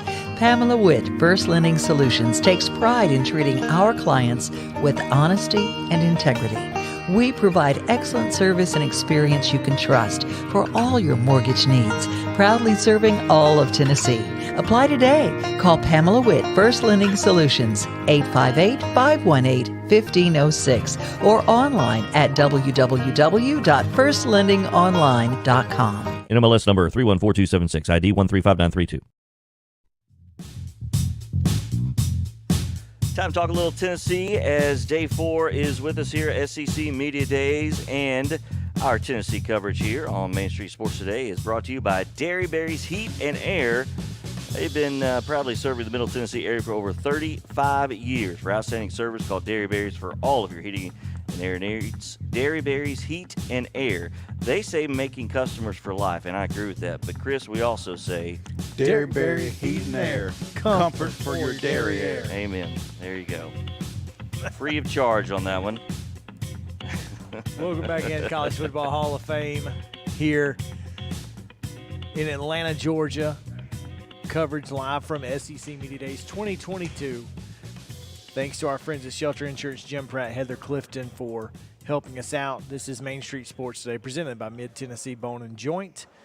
And as you can see behind us, when JP throws up the other camera, folks are clearing out as there's the other kind of cropped, and you can see it. I'll put it full, kind of shooting down the line. Are clearing out? Yeah, they're clearing out. Have cleared out. Mm-hmm. The number of tables has certainly dwindled. I'm waiting for a tumbleweed to come rolling through here in a second. But it's been a fantastic weekend. Looking forward to rounding it out tomorrow on the show as we have six, right? Count them. Six. 1, 2, 3, 4, 5, 6. Great interviews coming your way. You're not going to want to miss that show. Trust me. All right.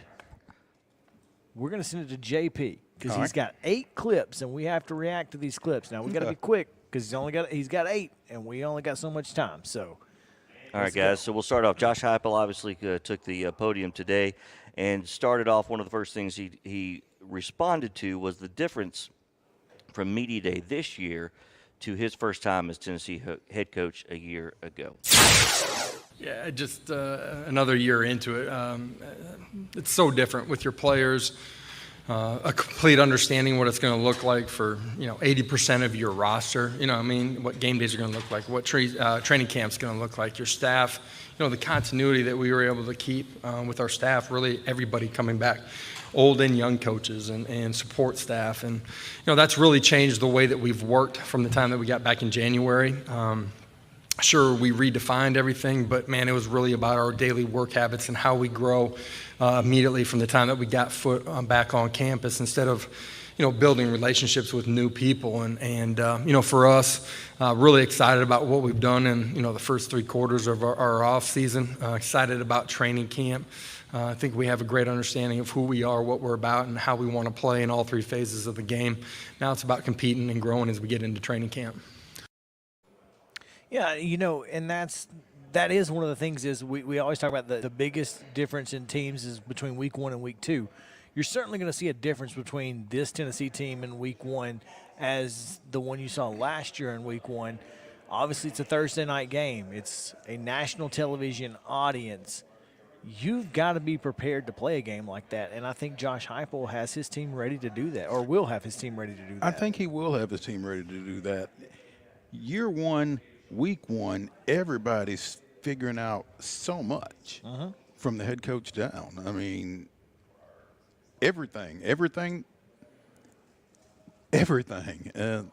You can't even enumerate it, but I mean, there'll be a lot more settled in. I think he will be, his coaching staff will be. The players has a quarterback. Yeah, the players know what to expect out of him. He has a better feel for what to expect out of them. There's just that familiarity that is built up with a year under everybody's belt. And so I think it's fair to expect this team to be better, and certainly to be better in week 1. Yeah, and that definitely goes into the culture, which you have to build in year 1. Got to build that foundation. He touches on that as well earlier today.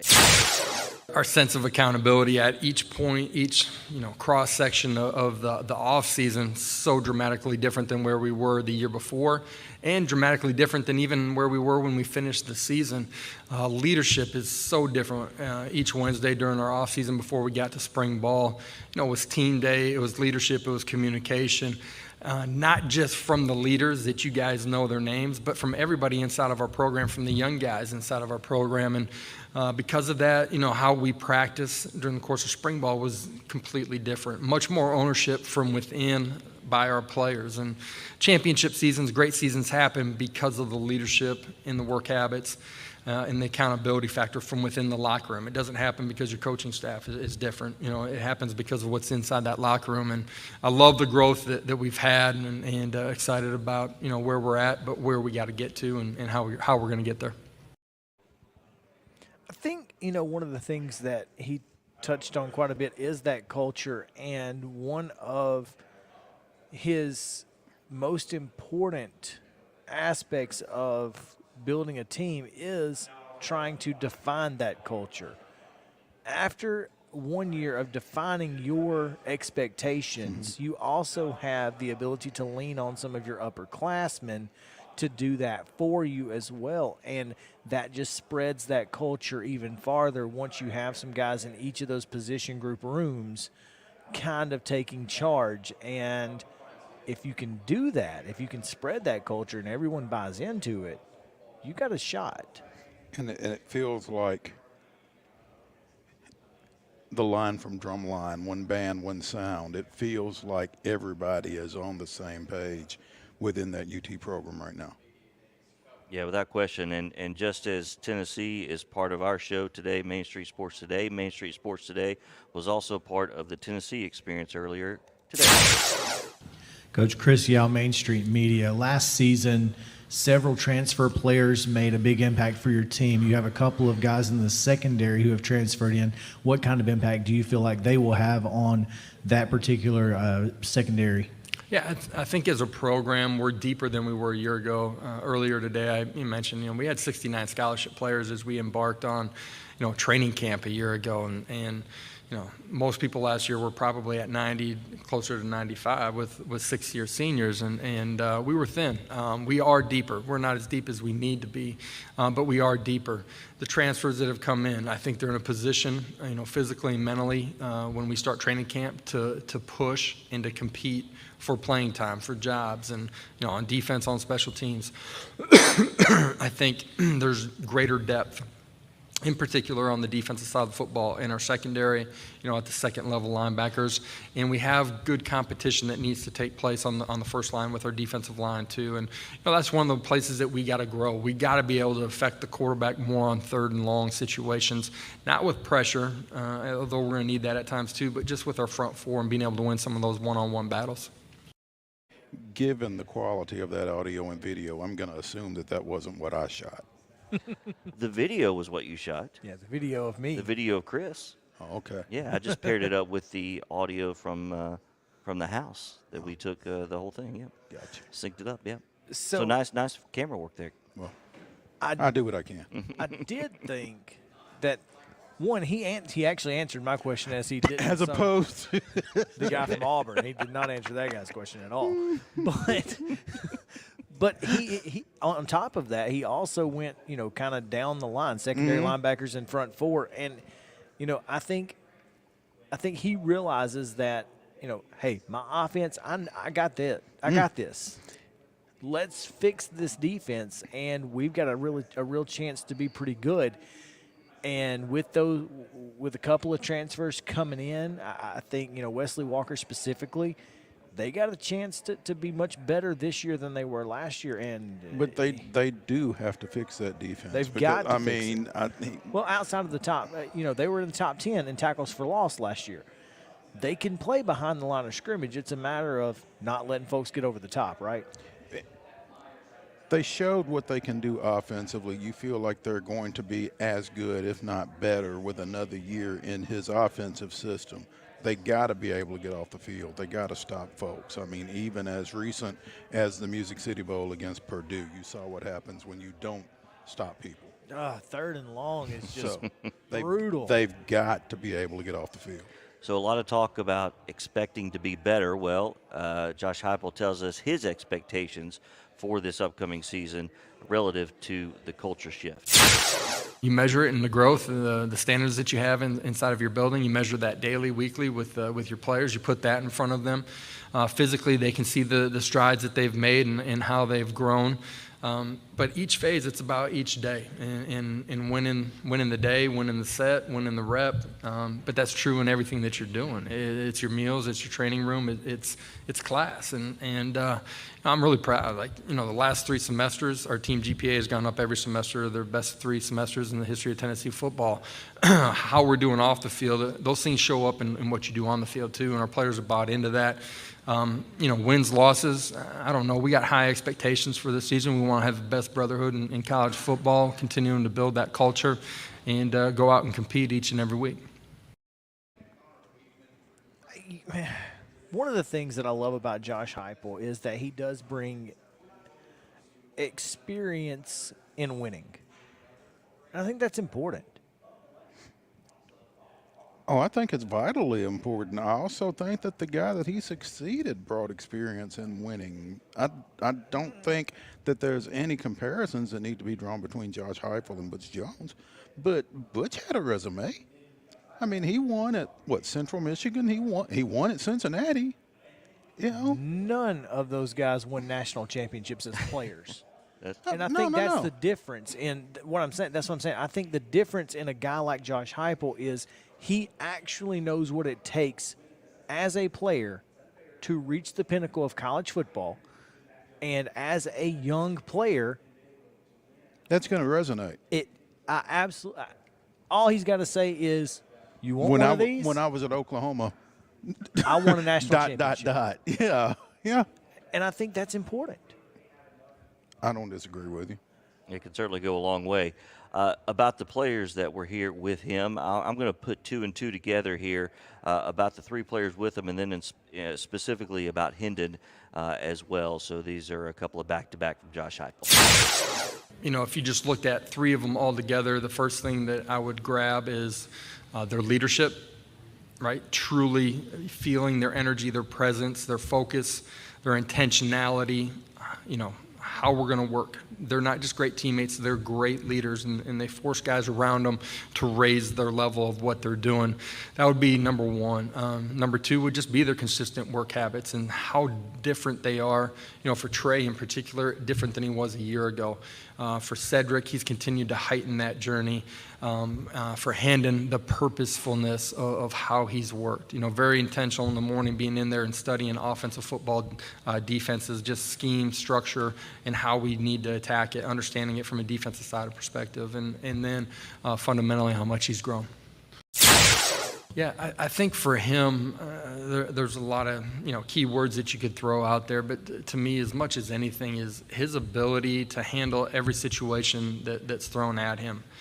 You know, positive, negative, adverse situations. It doesn't matter. He keeps coming back, and he gets better from every one of those situations.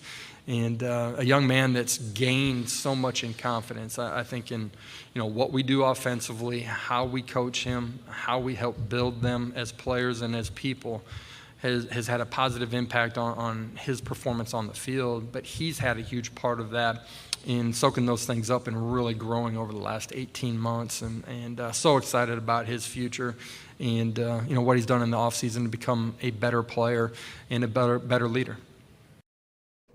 It's easier to have confidence when your coach has confidence in you. No doubt. And certainly he does. I mean, Hendon Hooker started the season as the number 2 guy behind Joe Milton and stepped in following a combination of injury and ineffectiveness on Joe Milton's part and never looked back. And with every game, his confidence built. With every game, the coach's staff's confidence built in him. And he's a guy that has an opportunity to be an all-SEC quarterback, which if you're an all-SEC quarterback, you've got a chance to win a Heisman.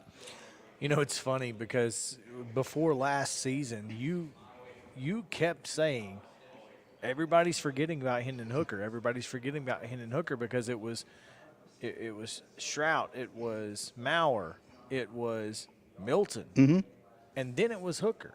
I mean, and it was typically Milton, Shrout, Maurer, Hooker. And a lot of folks were just kind of writing him off. And next thing you know, he stepped into Josh Heupel's offense and had exactly what Josh Heupel needed to make that offense work, which is an outstanding arm. An outstanding arm and an innate ability to take care of the football. He does take care of the football, and when you've got guys like Cedric Tillman and Velus Jones Jr. on the outside, and you can just, Javonte Payton, former Payton, Hillsborough stand-up. Those 3 guys can make your life a lot easier as a quarterback and as a coach. Now, obviously, and I'm gonna tell you, when Jalen Hyatt is your number 4 receiver, you got some pretty dang good receivers. You've got Hyatt coming back. You've got Cedric Tillman coming back. You've potentially got Brew McCoy, who still has some hurdles apparently to get eligible, but likely will. And who's the kid from Brentwood? Walker Merrill. Yes. Walker Merrill is he kind of plays that slot guy. He's a big guy. He played tight end and slot at Brentwood, but it seemed like every time they played Independence, they just couldn't get him off the field. He made some plays last fall as plays. well, yes. And I'm expecting him to make some more this time I expect he will be a big part of that offense as well. So looking forward to what Tennessee's got to do. I know Josh Heupel is too. He certainly eased some concerns potentially for anybody who was concerned about Tennessee football today. But again, as I said earlier, they ain't going to sneak up on nobody this year. That's the thing. I mean, there is no element of surprise with this UT team, but they may not need it. May not need it at all. Again, I've got their ceiling at 10 wins. I think their floor is at 5, and it could be anywhere in between. So, all right, that's going to do it for this segment, and we'll come back with our final shots of College Football Hall of Fame. SEC Media Day. This is Main Street Sports Day, presented by Mid-Tennessee Bone and Joint. Tell them about Derryberry Heat and Air. Yeah, I want to thank them again. Derryberry's Heat and Air has proudly serving the Middle Tennessee area for over 35 years for outstanding service. Called Derryberry's for all of your heating and air needs. Say it with me, guys. Derryberry's Heat and Air. Comfort for your dairy air. That's it. Back after this.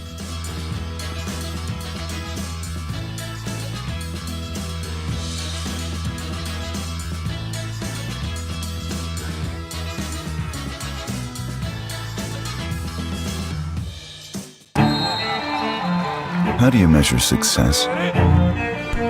In points? In wins?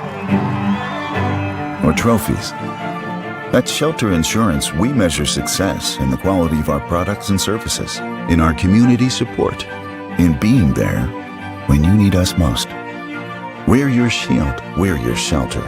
For auto, home, life, or business insurance, see agents Jim Pratt or Heather Clifton in Dixon. Mid-Tennessee Bone and Joint treats your orthopedic injuries and existing conditions. Our trained physicians will get you back in the game faster. Contact us at 931-381-2663 or www.mtbj.net. Don't overpay for your next home entertainment system. Visit the folks that have been selling, installing, and repairing TVs, stereos, and more for the last 40 years. Denton's, the TV store in Dixon, has the largest selection of high-end TVs on display. Denton specializes in professionally designed unique TV, audio, and video systems for the whole house, man cave, or outdoor space. Stop by in the Dixon Plaza across from Kroger or call 615-446-2222. Denton's, the TV store. It's in the name. At Redbird Realty, we are committed to providing you with the highest quality service in not only finding your cherished home, but also a wise investment. With over 27 years experience in the real estate industry, we offer high quality service and we treat our clients the way that we would like to be treated. When you're ready, we would appreciate the opportunity to learn more about your real estate needs and answer any questions you may have. Call us at 615-476-2879. 615-476-2879. With 14 locations across Tennessee, family-owned Fast Stop Markets knows you need simple. The one-stop shop for fuel, food, and more now offers Fast Stop Perks, an easy-to-sign-up rewards program that turns your purchases into points that you can spend like cash. You can also win prizes, join clubs, and save big. Get your Fast Stop Perks card at checkout or download the Fast Stop Perks app to start earning your points today. Fast Stop Markets, keeping you moving. C&K Forklift Repair understands that a non-working forklift puts a hold on your team's ability to do its job. Our certified technicians work quickly and efficiently 24 hours a day to repair and provide maintenance on your forklift using only high-quality replacement parts. With over 15 years experience, C&K Forklift Repair also provides training and instruction for forklift operators covering all of Middle Tennessee, Southern Kentucky, and Northern Alabama. Give us a call, 615-651-2735. State Farm Agency Micah Blunt is proud to bring you live coverage from SEC Media Days. Micah was born and raised in Tennessee and takes pride in providing the highest degree of protection for all customers. State Farm offers auto, home, and life insurance at the price you can afford. Located in Dixon, Tennessee, like a good neighbor, State Farm is there. Give Micah and his team a call today to help with all of your insurance needs. serving all of Tennessee. Call 615-229-2999. That's 615-229-2999.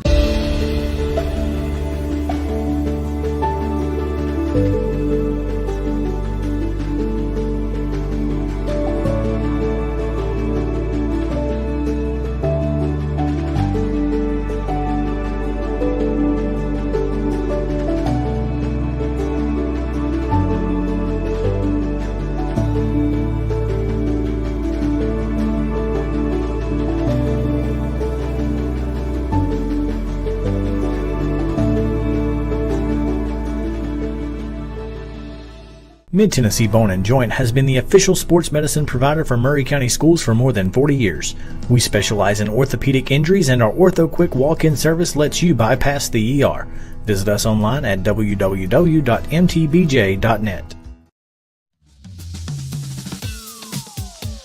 We could not have done it this week, folks, without all of the support from so many of you. We talk about, obviously, our title sponsor, Mid-Tennessee Bone & Joint, here at Main Street Sports Today, and they're with us each and every day, and we appreciate them. Of course, Custom Zone Handlers, Columbia Academy, Zion Christian Academy, Jones & Lang Sporting Goods. We couldn't do what we do without their support, and we appreciate you guys so very much.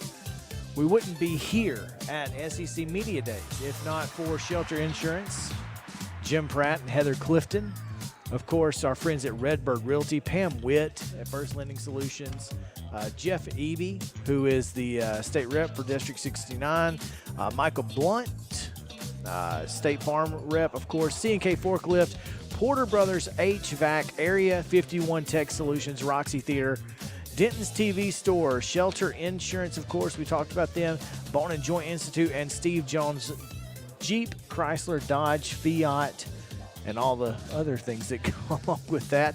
And, of course, our official fuel provider for the trip, Fast Stop Markets.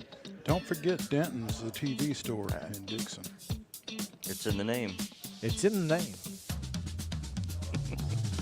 Thank you, guys. Seriously, from the bottom of our hearts, it has been so much fun to be here, and it's only going to make our show better throughout the rest of the year because we've made so many connections to talk to all of our friends from across the Southeastern Conference covering college football, and it's going to pay off, I promise. So the Rolodex has gotten a little thicker. Yeah. It doesn't even roll anymore. You just have to you got to spread it open. Yeah, it's really difficult. But yes, thank you guys so much. We again are coming to you live from the College Football Hall of Fame here in Atlanta, Georgia, as we have all week. Tomorrow we have 6 great interviews. We'll start at 2 o'clock. You're not going to want to miss it. We'll start with Bill Hancock. We've got a very special guest who's going to end the show for us. I promise you, don't miss it.